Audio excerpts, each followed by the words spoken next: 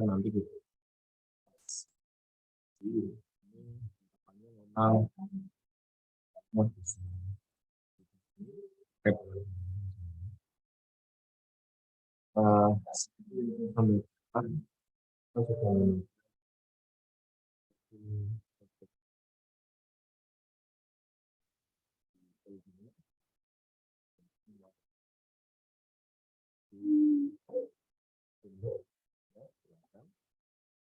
Di sini masuk gambaran umum di sini. Ya kalau kita lihat banyak sekali kalau kita lihat dari kasus tantangan proyek dari masa ke masa memang ini sangat penting, baik dari adanya implementasi dari project management ini yang tidak lepas dengan yang namanya kebutuhan yang ada. Ini adalah kebutuhan untuk user, ya, jadi itu. Kita bisa lihat di sini secara panjang lebar ada penjelasannya.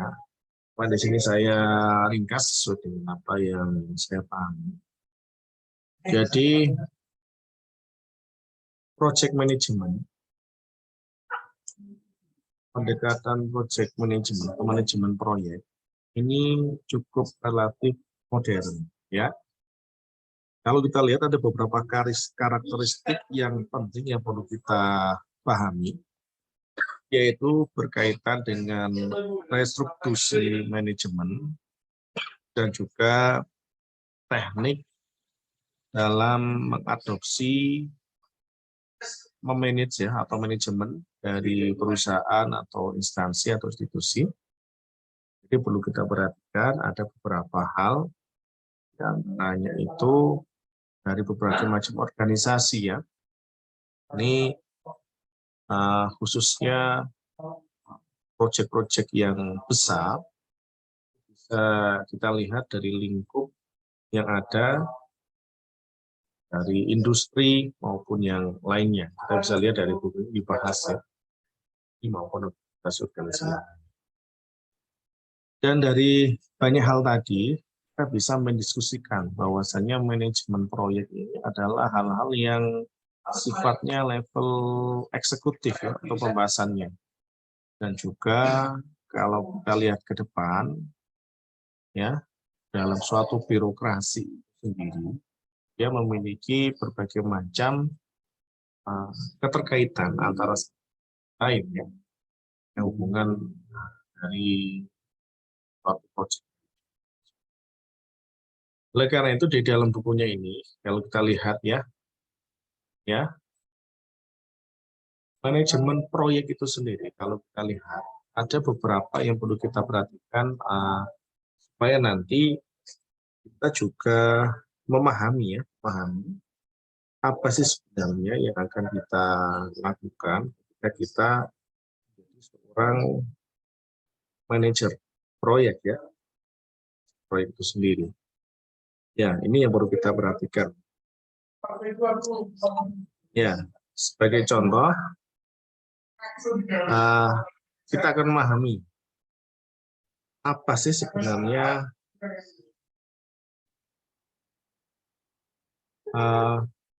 pemahaman dasar dari manajemen proyek itu. Ya, jadi kita akan mengetahui secara luas, memahami yang perlu dimengerti teman-teman mahasiswa ketika kita belajar terkait dengan manajemen proyek itu sendiri. Ya, jadi di situ. Dan perlu kita perhatikan ada hal-hal yang spesifik yang perlu kita lihat yaitu terkait dengan spesifikasi. Jadi ketika kita proses pemahaman terkait dengan manajemen proyek itu sendiri, kita harus bisa memahami spesifikasi yang akan kita manage itu seperti. Nah, ini yang perlu kita perhatikan terkait dengan manajemen proyek itu sendiri. Dan yang kedua ini adalah kaitannya dengan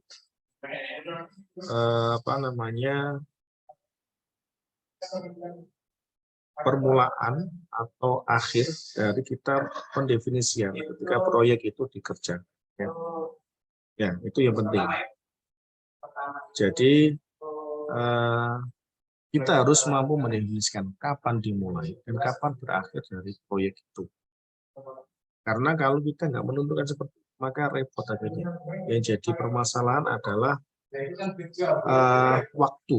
Makanya di sini manajemen waktu itu memang sangat penting sekali.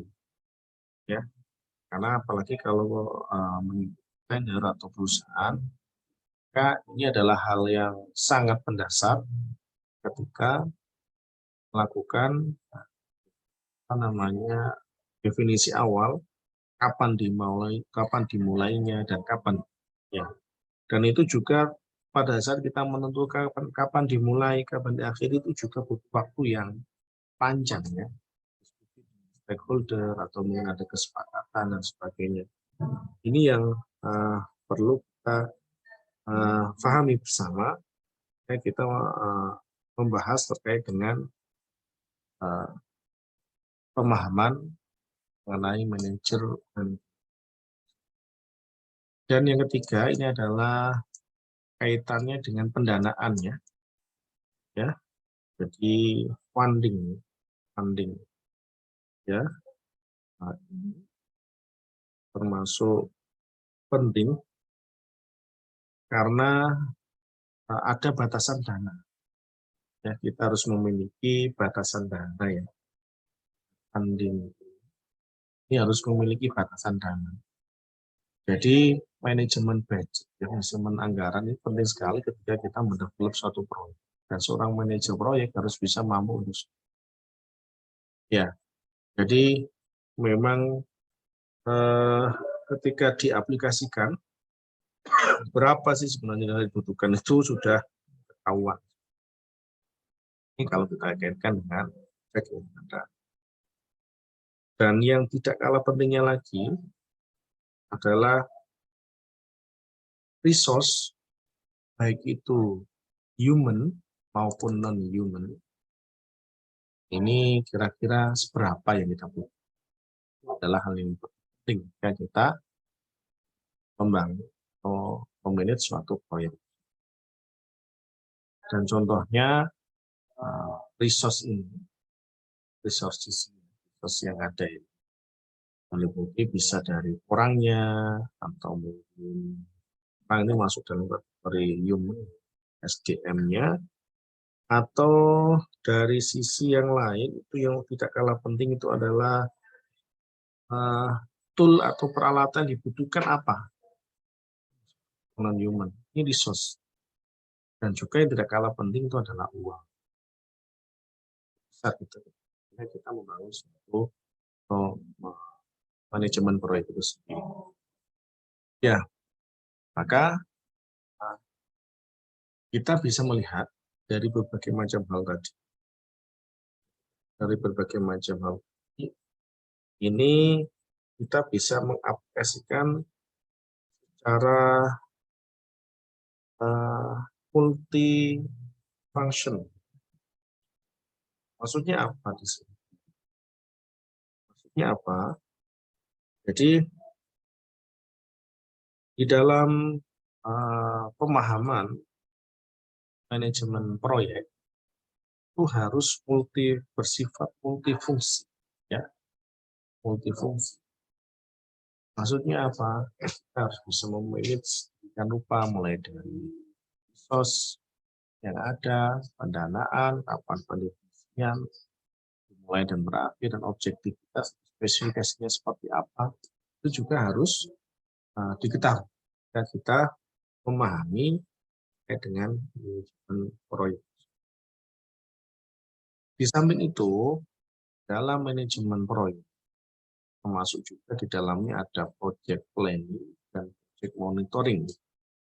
Ya, termasuk project planning dan project monitoring. Ketika kita bahas berkaitan dengan project planning ini mendefinisikan requirement atau istilahnya kebutuhan apa saja yang dibutuhkan di awal seperti apa. Tentunya ini harus kita identifikasi secara luas. Dan yang tidak kalah pentingnya ketika kita merencanakan proyek itu sendiri adalah mendefinisikan kuantitas dan kualitas dari kerjaan yang akan kita lakukan. Ya, quantity and quality. Quantity and quality ini adalah hal yang terpenting ketika kita merencanakan proyek yang ada itu. Dan yang tidak kalah pentingnya pula, ketika kita melakukan planning atau perencanaan, kita harus mengetahui resource sumber daya, kita harus mendefinisikan kira-kira sumber daya yang dibutuhkan apa saja. Jadi, karena dalam proyek ini memang skalanya besar, butuh dana besar, kita harus mendefinisikan di awal. Ya, nah ini yang kaitan dengan project planning. Yang tidak kalah lagi penting di sini. Memang di dalam project planning ini perlu seorang manajer proyek yang handal. Sekali perencanaan ini tidak sesuai, maka akan berdampak negatif. Selain itu juga ada keterkaitan dengan project monitoring, ya, pengawasan, monitoring. Maka yang harus dilakukan pertama adalah tracking progress. Tracking progress ini kaitannya dengan bagaimana pelacakan progress reportnya seperti apa sih dalam pengerjaan proyek. Ini ketika kita melakukan monitoring, ya kita melakukan monitoring sehingga perlu didefinisikan di awal kira-kira apa saja track yang ada. Kemudian yang perlu kita perhatikan itu adalah kita harus mampu mengcompare. Compare ini membandingkan antara actual outcome secara nyata untuk mendefinisikan kira-kira outputnya bagaimana. Outcome atau untuk mendefinisikan kira-kira seperti apa di sini. Dan dalam monitoring pula harus ada proses analisis impact atau analisa dari dampak yang dihasilkan kan monitoring. Contohnya apa? Dampaknya banyak sekali ya. Misalnya kita membangun sebuah sistem informasi akademik, di mana di situ akademik lingkupnya adalah seluruh levelnya di perguruan tinggi. Maka di situ kita harus bisa melakukan analisisnya, mulai dari analisis kebutuhannya seperti apa, kuantiti dan kualitas apa, resource yang dibutuhkan apa saja, termasuk juga analisis dampak. Dampaknya nanti apa ketika kita mengimplementasikan sistem ini. Seorang manajer proyek harus bisa analisa itu semua. Ini yang perlu kita perhatikan ketika kita memang memahami atau mungkin bisa mendefinisikan terkait dengan project monitoring. Dan yang berikutnya terkait dengan project monitoring itu adalah adanya pembuatan ini kayak adjust. Ketika kita monitoring, kita bisa memberikan justifikasi atau mungkin membuat regulasi atau kontrol atau yang lainnya yang berkaitan dengan hasil monitoring yang sudah dilakukan. Sehingga kita bisa mengatakan successful project management atau yang terbaik atau yang sukses apabila mampu mendefinisikan ada beberapa hal pertama, ya, yaitu terkait dengan waktu, timing, ini adalah hal yang terpenting. Ya, di dalam waktunya nanti bagaimana pengerjaannya, dan yang berikutnya adalah cost atau pembiayaan, termasuk berapa biayanya, budgetnya seperti apa, itu juga akan menjadi tolok ukur keberhasilan memilih suatu proyek. Ya, itu yang perlu kita perhatikan. Dan yang tidak kalah penting lagi, ini adalah apa yang diinginkan. Kan di sini perlu ada peningkatan teknologi atau performance dari apa yang diinginkan tadi. Karena yang diinginkan ini berdasarkan resource yang ada. Selain itu, selain resource dan sebagainya, keinginan stakeholder, ya, keinginan stakeholder dengan apa yang sudah kita analisis pertama atau yang sudah dianalisis oleh seorang manajemen proyek, itu harus ada nota kesepemahaman, istilahnya itu sepakat. Karena stakeholder ini memberi pekerjaan, memiliki uang, memiliki dana besar, memiliki keinginan untuk bisa sukses dalam pengerjaan proyeknya ini. Nah, seorang developer, entah itu manajer atau CEO-nya perusahaan, inginnya yang jelas proyek yang dikerjakan itu sukses. Maka di sini perlu adanya peningkatan atau teknologi atau performa apa yang ini banyak sekali. Dan yang tidak kalah pentingnya lagi itu adalah sumber daya yang efektif dan efisien. Ya, sumber daya yang efektif dan efisien. Ya, dalam hal ini kita harus bisa memanfaatkan sedemikian rupa ya. Jadi utilizing terkait dengan utilizing the assigned resources ini adalah bagaimana pemanfaatan dari resource itu secara efektif dan efisien. Dan yang terakhir adalah aspek the customer. Berarti ada proses penerimaan atau diterima oleh konsumen. Nah, itulah yang menunjukkan bahwasanya proyek kita itu dikatakan sukses, ya. Nah, ini yang perlu kita perhatikan. Dan yang perlu kita pahami lagi, ada keuntungan dari manajemen proyek itu sendiri. Ya, keuntungan. Yang pertama, keuntungannya itu adalah mengidentifikasi dan juga mengidentifikasi dari tanggung jawab nasional, yang mana ketika kalau kita analisis, kita itu bisa tercover atau mungkin dari masing-masing personel ini bisa ada rasa untuk tanggung jawab, karena di sini ada beberapa tahapan yang harus dianalisa, mulai planning, apalagi ada proses monitoring, ya, ada proses-proses yang ada identifikasi untuk fungsional, ya, fungsional responsif. Ya, jadi tanggung jawab, ya, atau hal yang mendasar ketika kita sudah identifikasi di awal itu akan menjadikan seorang personel yang terlibat, ya, person, ya. Jadi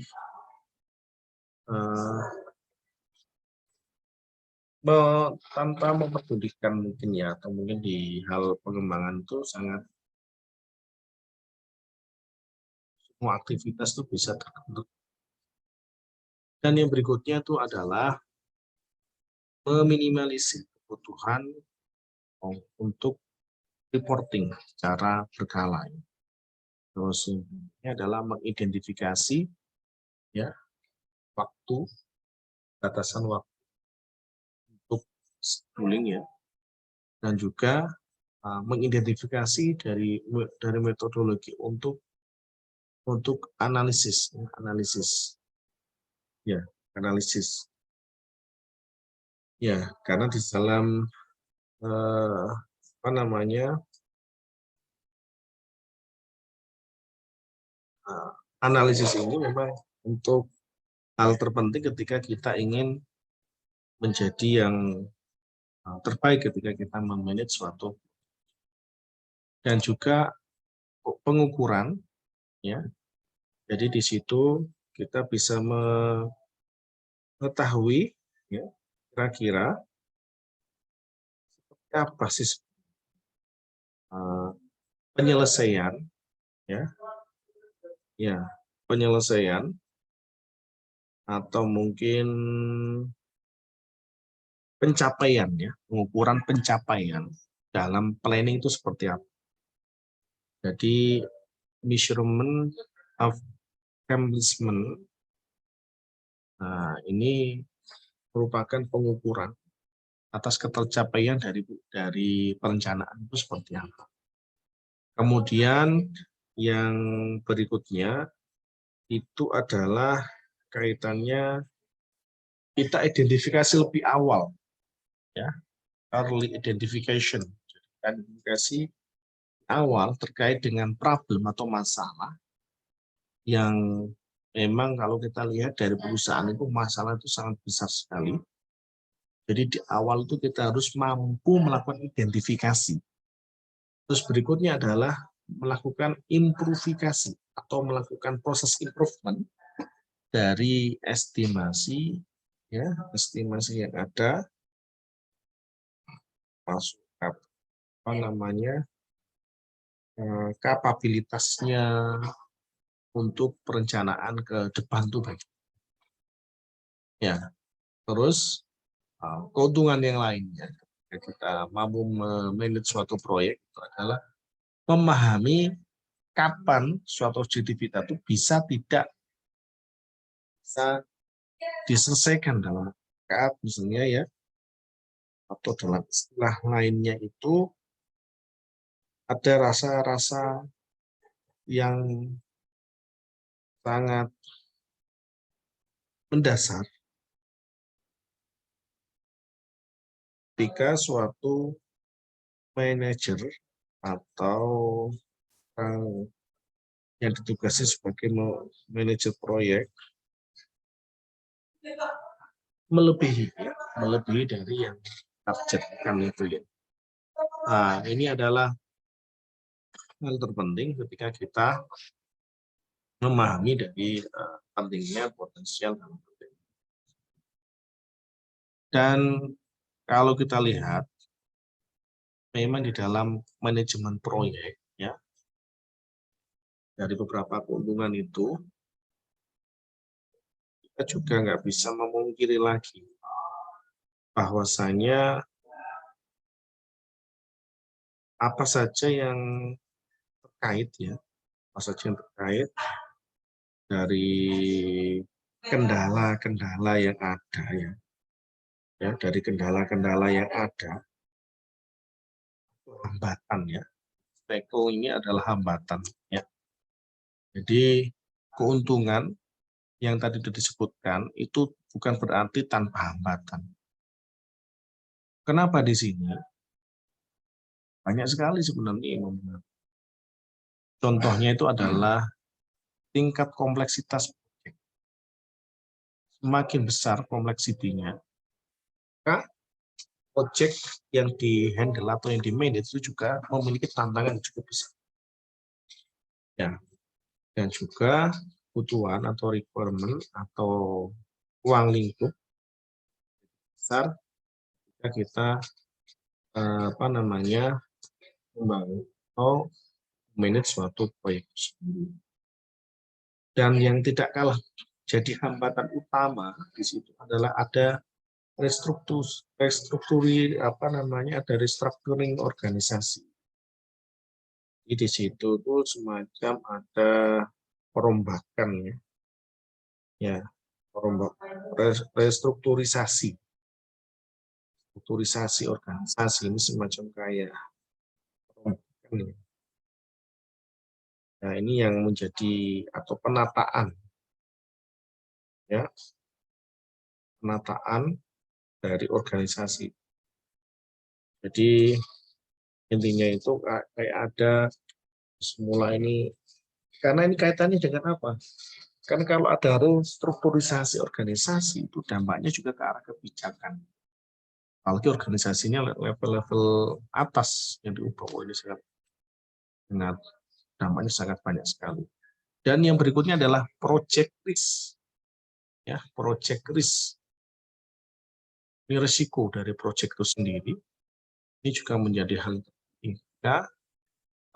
Kita mengalami hambatan ada, dan juga perubahan dari teknologi. Teknologi dampaknya juga sangat signifikan. Dari sisi perubahan ini, apalagi di era sekarang ini ya, teknologi ini seolah-olah menjadi sesuatu yang memang kebutuhan utama ya. Ya, ini memang harus kita pahami. Kita harus memecahkan dengan adanya pengembangan atau perubahan teknologi yang ada ini, dampak positif atau negatif itu bisa kita maksimalkan ketika kita manage suatu proyek itu. Dan juga forward planning and pricing. Jadi di sini ada perencanaan ke depan dan pembiayaan ke depan seperti apa. Nah, di dalam proyek ini tidak dengan budgeting ya, biaya. Ini yang menjadi hal terpenting ketika kita melakukan manajemen proyek itu sendiri ya. Sehingga mengapa kita memahami manajemen proyek itu? Ya, karena perlu kita pahami ya, mengapa sistem di sini diperlukan. Mengapa diperlukan? Dari kita lihat dari contoh gambar ini adalah top management policy, manajemen advisor sama laborers operation ya. Jadi masing-masing ini seolah-olah kalau kita lihat ada gap. Nah, ini kalau manajemen seperti ini ada gap. Top manajemen dia memiliki area tersendiri. Ya, kebijakan di sini. Ya, jadi seolah-olah itu ada jarak di sini. Demikian juga untuk middle management. Apalagi dari operation atau yang mau menghadap top manajemen harus kebijakannya harus melalui supervisor dulu.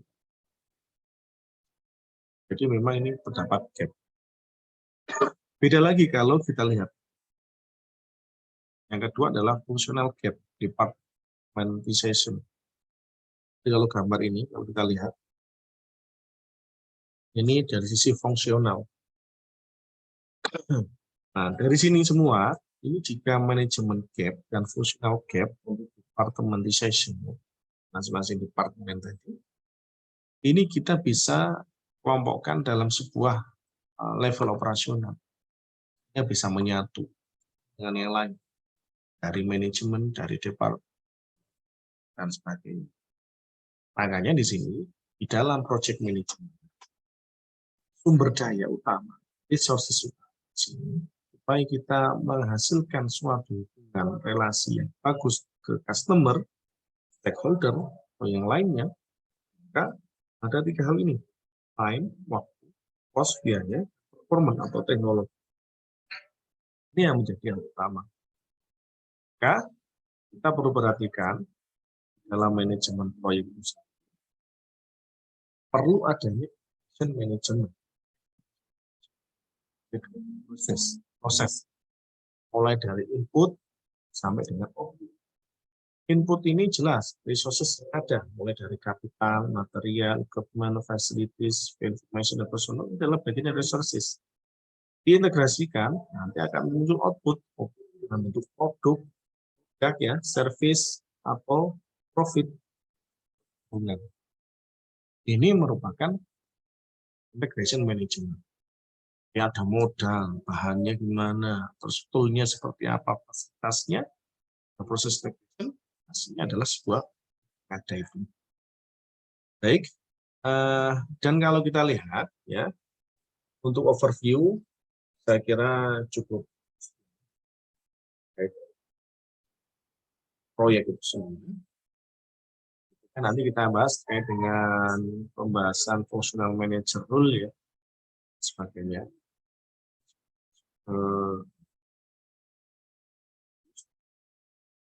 Jadi kalau kita lihat masing-masing ini memiliki tanggung jawab ya.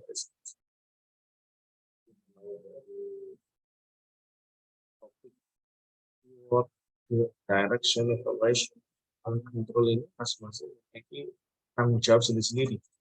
Di project manager atau line manager. Baik, itu dari saya, dan jangan lupa untuk tetap semangat. Di pembahasan berikutnya, diskusikan berikutnya. Maaf, saya. Assalamualaikum.